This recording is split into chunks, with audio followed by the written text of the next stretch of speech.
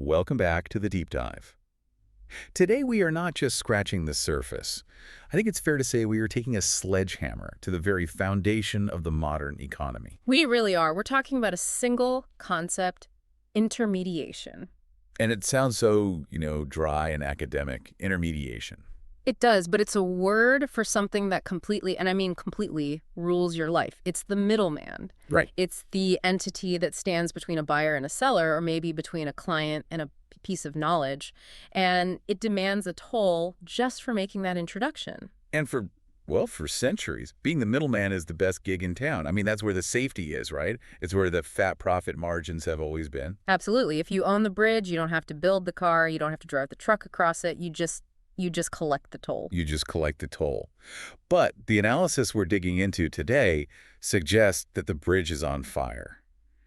We're looking at, and this is not an exaggeration, a chronicle of a death foretold for the entire business of intermediation.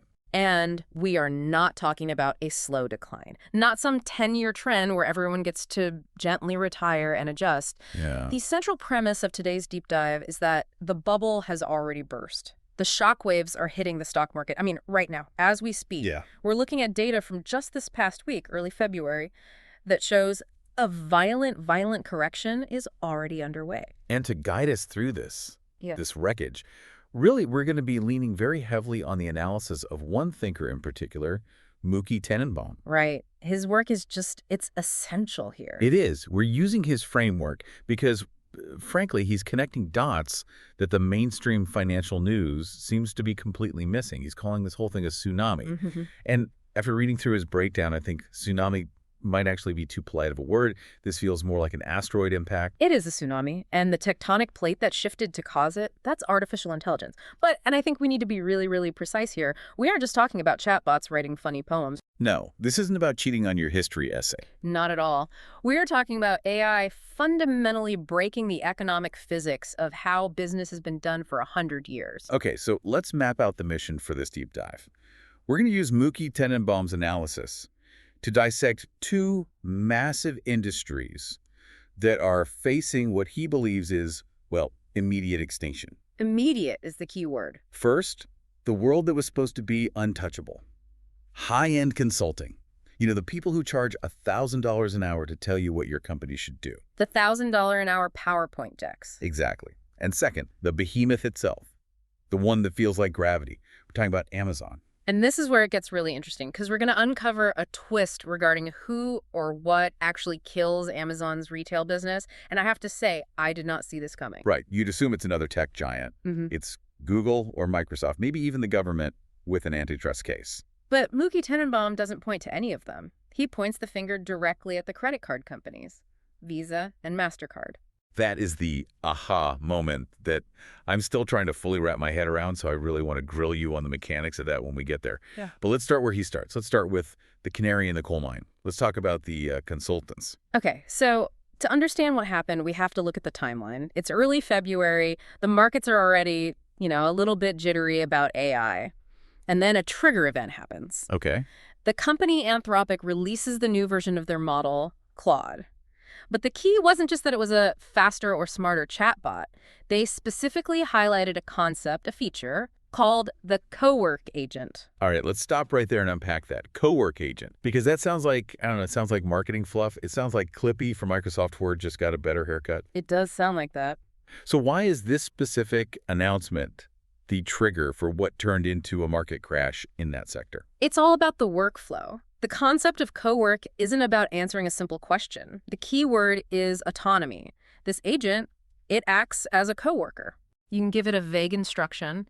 It can then go away for an hour on its own, access your company's internal databases, read thousands of PDFs, cross-reference all of that with, say, legal statutes online, and then come back with a finished product. So it's not, hey, write me a polite email to Bob. It's read every single email from the last 3 years related to the Project X merger and tell me if we have a major liability exposure. Exactly that. 1,000 times that. I mean, think about what a junior associate at a big consulting firm or a major law firm actually does all day. They're grinders. They're grinders. They don't make the big strategic decisions. They aren't the ones bringing in new clients. They are, for all intents and purposes, high-speed, very expensive readers. They are synthesizers. Right. Their job is to bill 80 hours a week to read a mountain of documents, summarize them, and then put the key findings into a PowerPoint deck or a legal memo. Correct. And the client pays through the nose for every single one of those hours. And this is the exact moment where the panic set in on Wall Street. Mookie Tenenbaum highlights this perfectly. He says the market had an indigestion moment, a sudden, violent realization immediately following this announcement. And you can see it in the stock tickers. You can literally watch it happen in real time. Look at Gartner, the absolute giant of IT consulting. Their stock dropped over 20%. In a single day. In a single day. Wait, 20% for a company as established and, frankly, as boring as Gartner? That's not a bad earnings call. That's a vote of no confidence in their entire reason for existing. It's a bloodbath. It's the market saying your model is broken. And they weren't the only ones. WPP, the massive advertising holding company, it dropped around 10%. Okay. Accenture took an 8% hit. I mean, these are the titans of the global service economy, and they are getting hammered. But let me play devil's advocate here for a second. Yeah. Because companies adopt new technology all the time, right? When Excel came out, accountants didn't all vanish. They just got faster and could do more complex work. Right, that's the standard argument. So why can't a company like Accenture just buy these agents, use them to do the work 10 times faster, and just keep charging the client the same amount? You know, balk at the difference. That is the multi-trillion-dollar question. And the answer, the one the market finally understood, lies in the fundamental business model. Okay. Mookie Tenenbaum calls this the end of the knowledge premium. The knowledge premium. Think about it. Consulting firms are, at their core, knowledge intermediaries. You hire them for one reason. They claim to know more than you do. Or they claim to have the manpower to process a volume of knowledge that you can't. Okay, that makes sense. So they charge you for the time and the effort of that processing. They have a huge markup on that labor. If I'm a partner at a big firm, I'm milling out my junior associate at, say, $500 an hour. Right. But if an AI agent can do all of that associate's work in 30 seconds for a compute cost of maybe 4 cents, how can I possibly justify billing you $500? You can't. Because the client is not stupid. The client will just use the agent themselves. Exactly. The client looks at the invoice and says, wait a minute, why am I paying you a massive markup on knowledge that is now basically free and ubiquitous? The market finally realized that these firms aren't being aided by AI, they are being replaced by it. That's a huge distinction. It's everything. Yeah. It's the difference between buying a better, faster shovel for your construction crew and buying a machine that makes the entire concept of digging obsolete. So the entire value proposition of the consultant, which is basically we have an army of very smart, very expensive young people, it just evaporates. It goes to zero instantly. Yeah. And this is a key point from Mookie Tenenbaum. He says when an AI knows more than all your consultants combined and it costs a tiny fraction of the price, your model doesn't just get weaker. It breaks. It shatters. Not in 5 years. Right now. Replaced, not aided. That's a terrifying distinction. But let's push on this a little bit. Yeah. I mean, you look at a company like Accenture. They have something like 700,000 employees. A massive army. Are we really saying that all of those jobs, those careers, just dissolve? We are saying that the economic rationale for them to exist is dissolving as we speak.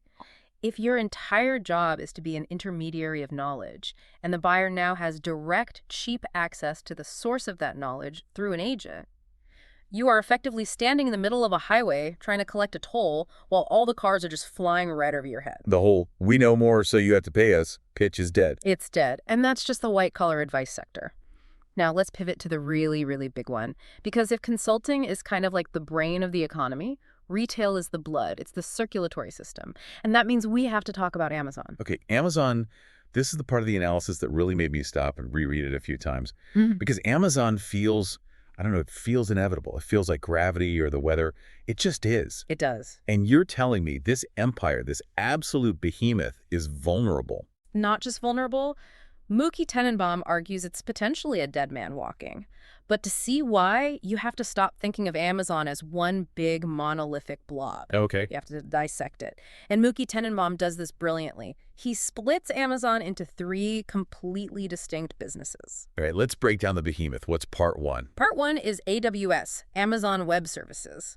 the cloud. Okay, I know this one. This is the digital landlord for half the internet. Netflix runs on AWS, the CIA runs on AWS. It's the plumbing. It's the plumbing. It was the first big, cheap, reliable cloud infrastructure. And Mookie Tenenbaum notes that this part of the business is relatively safe. Why? Because the AI revolution that's killing their other businesses requires an unbelievable amount of compute power. And what does AWS sell? Compute power. They're the utility company. They sell the electricity that powers a revolution. That part is fine. Okay, so the servers are safe. What's part two of the Amazon empire? Logistics. Yeah. The physical world. The trucks, the warehouses, the cargo planes, the guys in the blue vans driving up to your house. This also seems pretty safe. I mean, ChatGPT can write a beautiful sonnet, but it can't teleport a box of toothbrushes from a warehouse to my bathroom. Correct. Physical logistics is a hard, messy problem that's tied to the laws of physics. That business has intrinsic, undeniable value. But then we get to business number 3. The store. The store, the platform, the business of intermediation. The website itself. Yeah. The search bar. The buy now with one click button. This is the danger zone. This is the bubble. And to understand why it's a bubble, we have to do a little bit of math. We need to look at what Mookie Tenenbaum calls the mathematics of vulnerability. Okay. Do you have any idea, just off the top of your head, what the effective tax is when a third-party seller sells something on Amazon's platform? I would guess it's, a standard rate, maybe 10%. You've got Right. credit card fees, maybe a little fee for hosting the page, something like that. I want you to take that number and multiply it by 4. It's Yeah. between 35 and 45%. Whoa, hold on. 45%. Are you serious? That's nearly half the money from the sale. It's massive. And most people, both buyers and sellers, don't fully realize how it all adds up. Let's break it down so you can see where it all goes.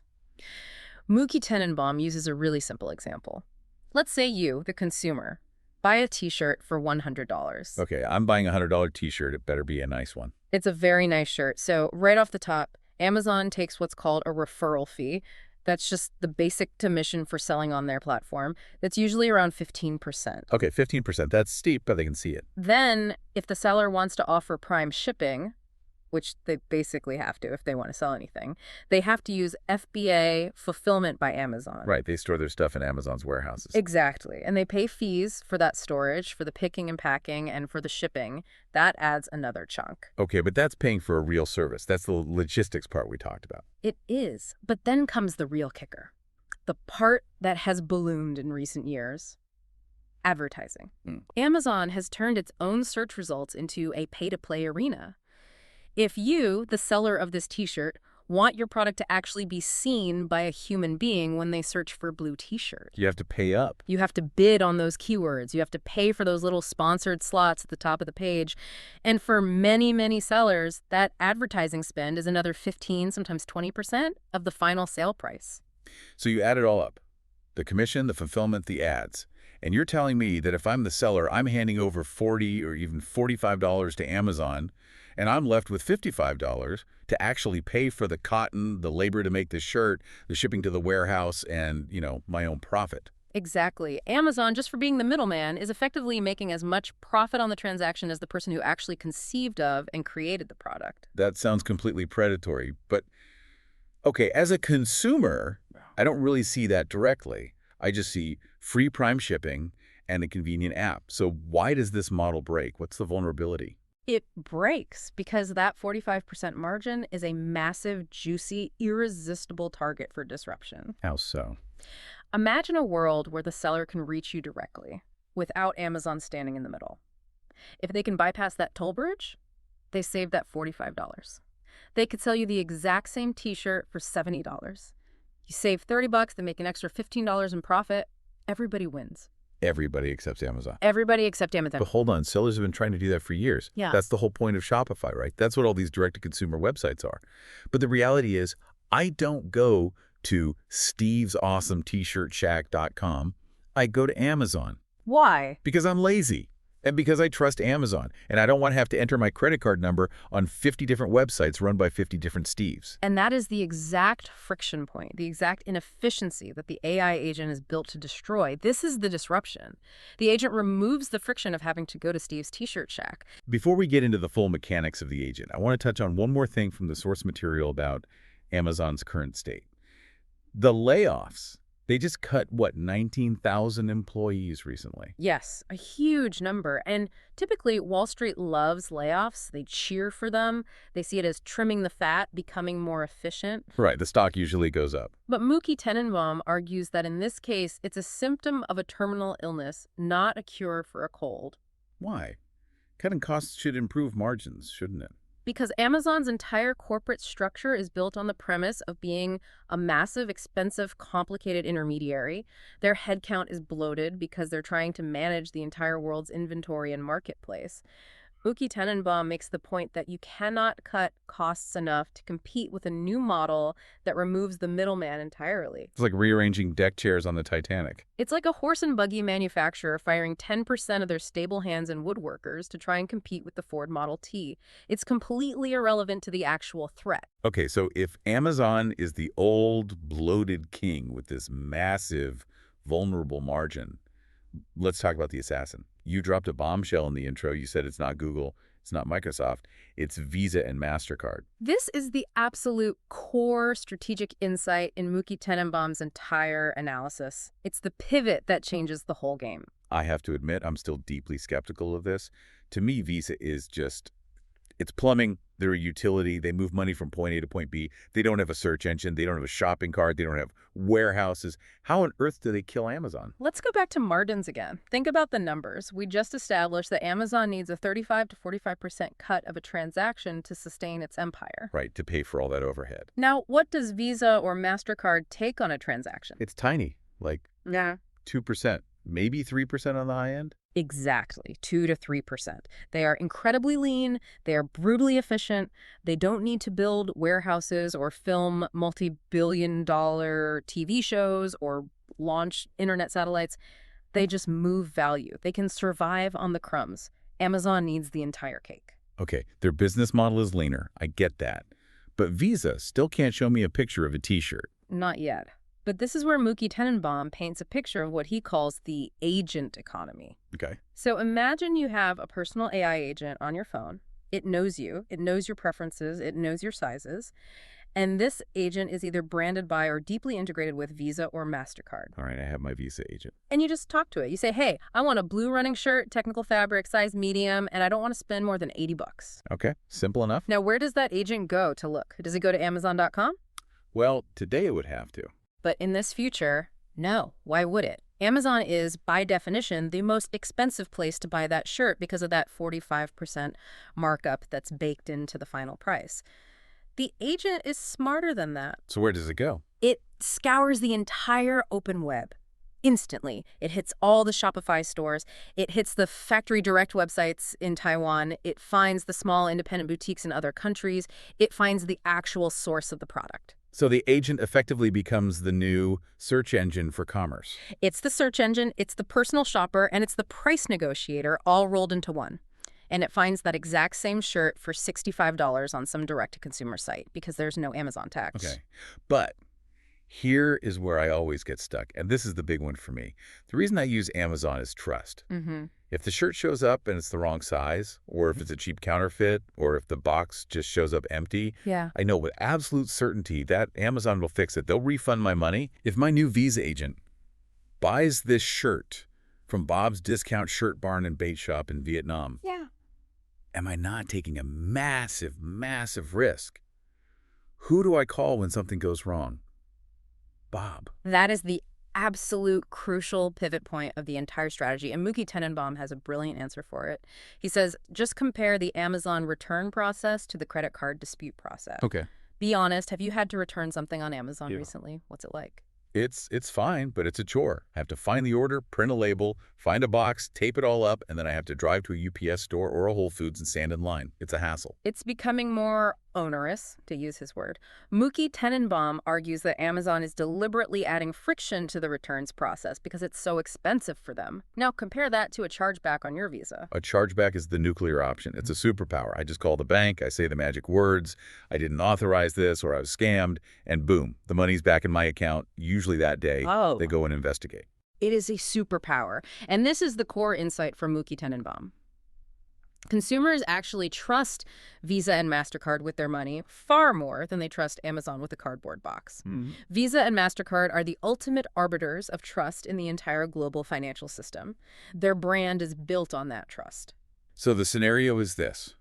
My Visa agent says to me, hey, I found the shirt you want. It's 30% cheaper at this random store you've never heard of. I'll buy it for you. And if it's wrong or fake or late or you just don't like it, Visa guarantees your money back instantly. No questions asked. Bingo. The agent provides the intelligence and the search. The credit card network provides the trust layer.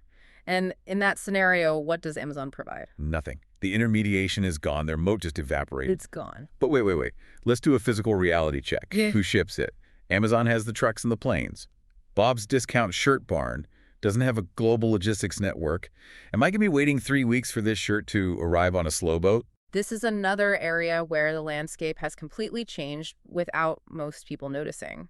There has been a massive explosion in what's called 3PL third-party logistics. Okay. These are huge, sophisticated networks of warehouses and delivery fleets that are hungry for business. Companies like Flexport or ShipBob, they will store inventory and ship products for anyone of any size. So the Visa agent doesn't just find the product, it also finds the shipper. Exactly. The agent orchestrates the entire transaction in the background. It says, buy the shirt from Factory A in Vietnam, have it shipped via Logistics Network B from their warehouse in Ohio, and ensure the entire transaction via the Visa network.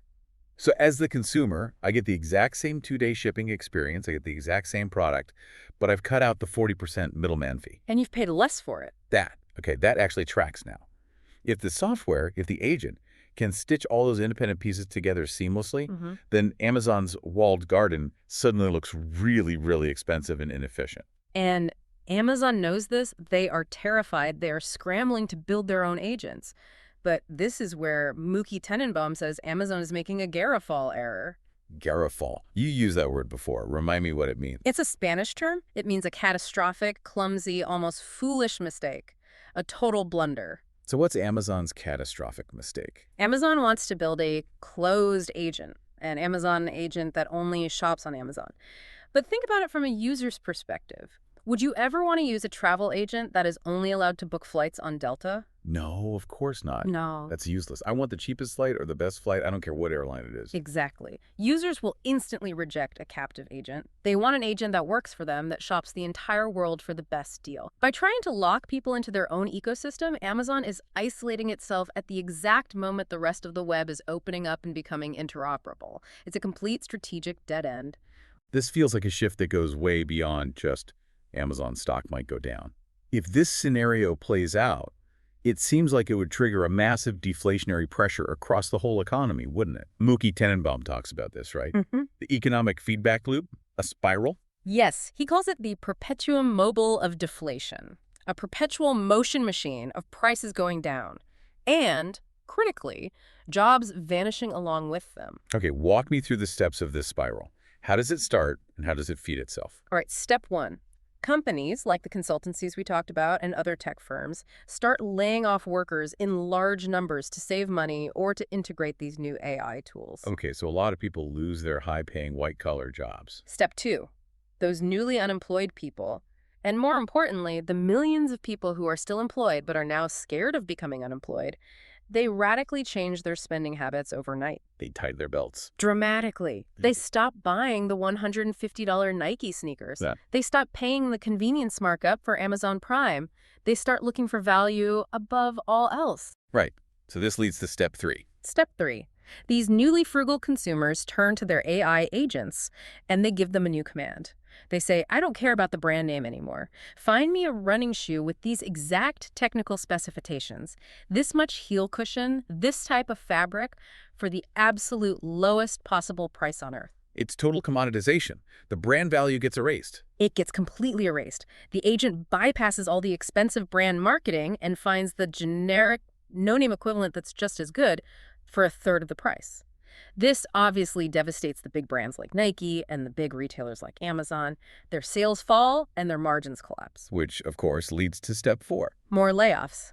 The Nikes and Amazons of the world have to cut more staff because their revenue is shrinking, which creates more scared consumers, which leads to even more aggressive generic buying. The cycle repeats. And it accelerates each time. It feeds on itself. It just keeps spiraling downward. Mookie Tenenbaum also mentions PayPal in this context. I saw their stock took a huge hit recently, something like a 20% drop in one day. How do they fit into this? PayPal is another perfect casualty of this sinceramiento. Sinceramiento, that's another term from his analysis. What does it mean? It literally translates from Spanish as a moment of sincerity or truth-telling. It's that moment when the market stops pretending, stops believing the hype, and sees a company for what it really is. Okay. For years, PayPal was valued by Wall Street like a high-growth, cutting-edge tech company. But then the market had its sincerity moment and realized, wait a second, what is PayPal in this new world? They're just a digital wallet. They're an intermediary. Right. If Visa and MasterCard win the agent war with their own payment systems, and Apple Pay and Google Pay dominate payments on the phone itself, what is PayPal for? It's just an extra step. It's another password to remember. It's another middleman in a world where middlemen are going extinct. And so, poof, 20% of its value disappears in a day. The speed of all this is what's really unnerving to me. Normally, these big economic cycles take a decade to play out, but Mookie Tenenbaum talks about the timelines compressing. Radically compressing. The market is waking up to the fact that what we all thought would take 5 years is probably going to take 3, and what we thought would take 3 years is now looking more like 2. He now suggests that we should be looking at a 24-month horizon for these massive shifts to fully materialize. 2 years, 24 months. In corporate strategy terms, that is effectively tomorrow. That's not some distant future, that's your next planning cycle. It means the future isn't approaching us anymore, it's collapsing on top of us. So if I'm listening to this right now, and my job is in intermediation, maybe I'm a consultant, maybe I'm a middle manager at a logistics firm, maybe I run a successful drop shipping business on Amazon, I'm probably feeling a little bit of nausea right now. That is a completely rational biological response to a clear and present threat. So what's the strategy? What do you do? Mookie Tenenbaum offers something he calls a curative method, but it's pretty stark. He uses a Band-Aid analogy. Yeah, it's not a gentle prescription. He poses a state of mind question to the reader, and it's a powerful one. Do you pull the Band-Aid off in one violent, painful rip? Or do you peel it off slowly, hair by excruciating hair? Let's break that down. What is option A? The rip. The rip means you acknowledge the new reality today. Right now. You quit the dying industry, you accept the pain immediately, you look in the mirror and say, my job, my career is obsolete, and you leave before you are pushed out. And then what? Then you either try to reinvent yourself in a field that has a future, or you bunker down. You cut your costs to the absolute bone and prepare for a long winter. Okay, so that's the painful proactive choice. What's option B? The peel. The peel is denial. You wait. You hope the experts are wrong. You tell yourself that your company, your division is the special exception. You wait until you get the email from HR and you are fired. And the end result is the same. The result is exactly the same. You end up unemployed. But with the peel, the anxiety is prolonged. You spend the next 1 or 2 years looking over your shoulder, waiting for the axe to inevitably fall. It's pretty clear that Mookie Tenenbaum is an option A kind of guy. He is. He is a firm believer that clarity, even incredibly painful clarity, is always better than delusion. But he also goes a step further and debunks a very popular, very comforting myth that people cling to in these moments of disruption. The reinvention myth. The reinvention myth. Oh, I hear this all the time from the tech optimists. Don't worry about AI taking jobs. The laid-off accountant will just become a creative or a chef, or they'll move to Tuscany and become an artisanal olive oil maker. It's a lovely romantic fantasy, and Mookie Tenenbaum just shuts it down hard. He calls it what it is, hope marketing. Why isn't it realistic, though? I mean, people do change careers. It happens. They do, but not on a mass scale and not like that.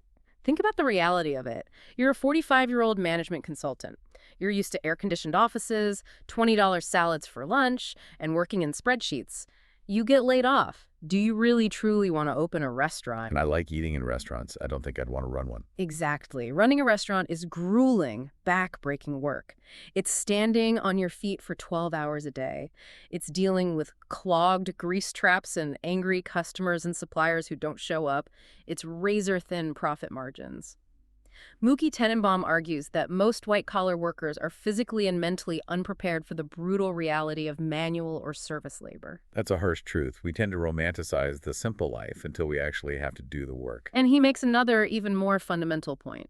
Most people work for money. He calls it relief from suffering. They don't go to their jobs every day because they have a burning, lifelong passion to process invoices or serve coffee.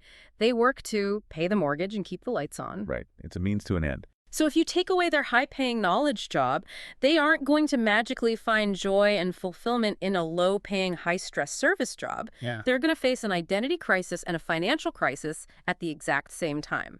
This all leads to the final and honestly the most existential and troubling part of Mookie Tenenbaum's analysis.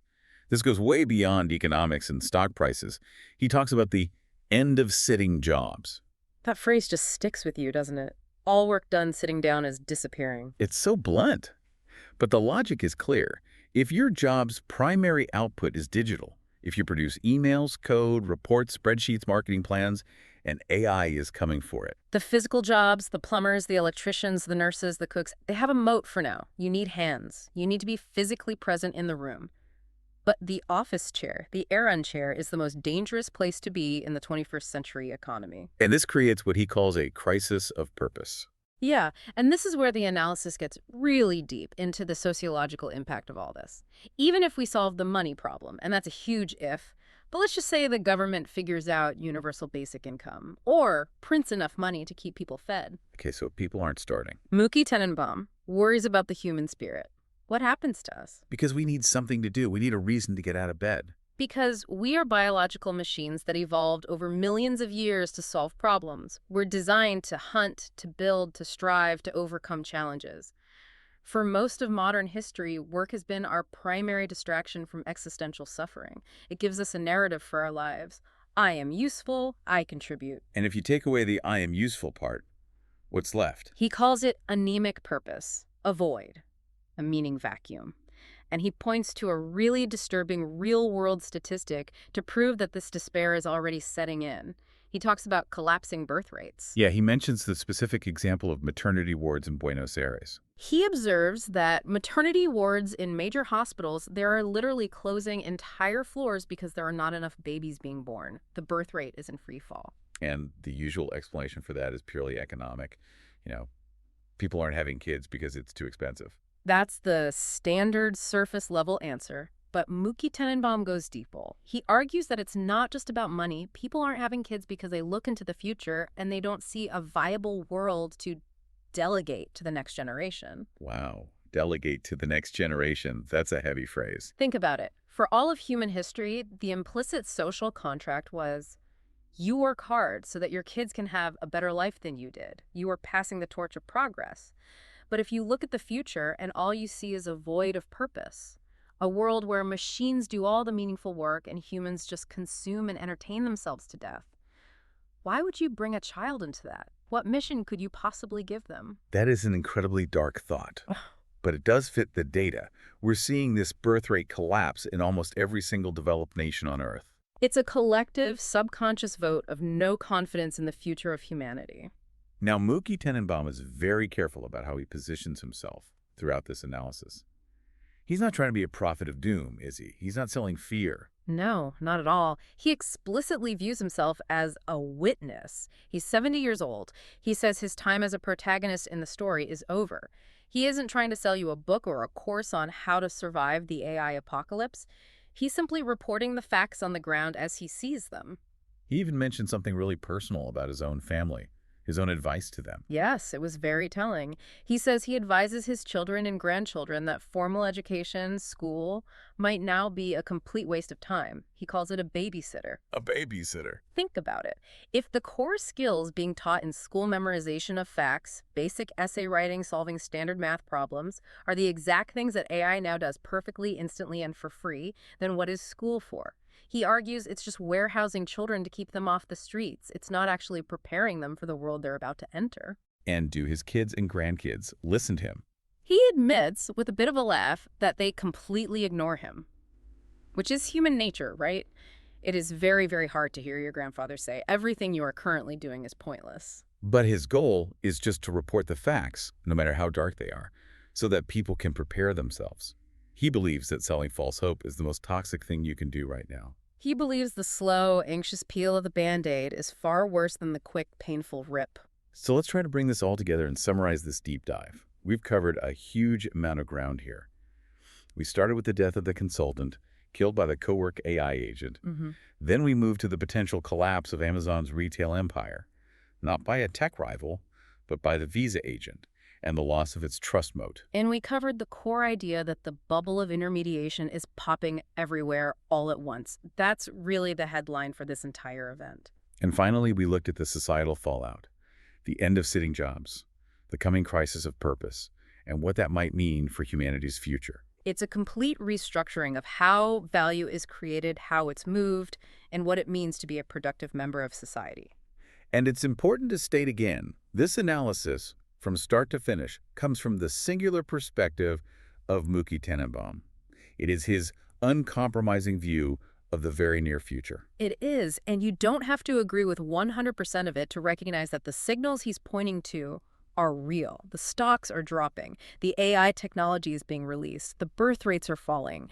These aren't theories, they are facts. So with that, here is the final provocative thought for you, the listener, to take away from all this. We talked a lot about margins today. We talked about that 40% cut that Amazon takes. We talked about the $1,000 billable hours that consultants charge. Right, the premium they charge just for being in the middle. So I want you to look at your own career, at your own business, and try to strip away the intermediation. If you can no longer charge a premium for just moving information from one place to another, or for connecting a buyer and a seller, because an AI can now do that instantly and for free, Yeah. what is left? What is the intrinsic value you offer that a machine cannot replicate? Is it your creativity? Is it your empathy? Is it your ability to care for another human being? Or is it your physical skill to show up and fix a leaking pipe? Because if the honest answer is, I don't know, are you ready to rip that Band-Aid off today? Or are you going to wait for the market to rip it off for you? That is the question of the decade. Thanks for listening to The Deep Dive. This was a heavy one, but a necessary one. We'll see you next time.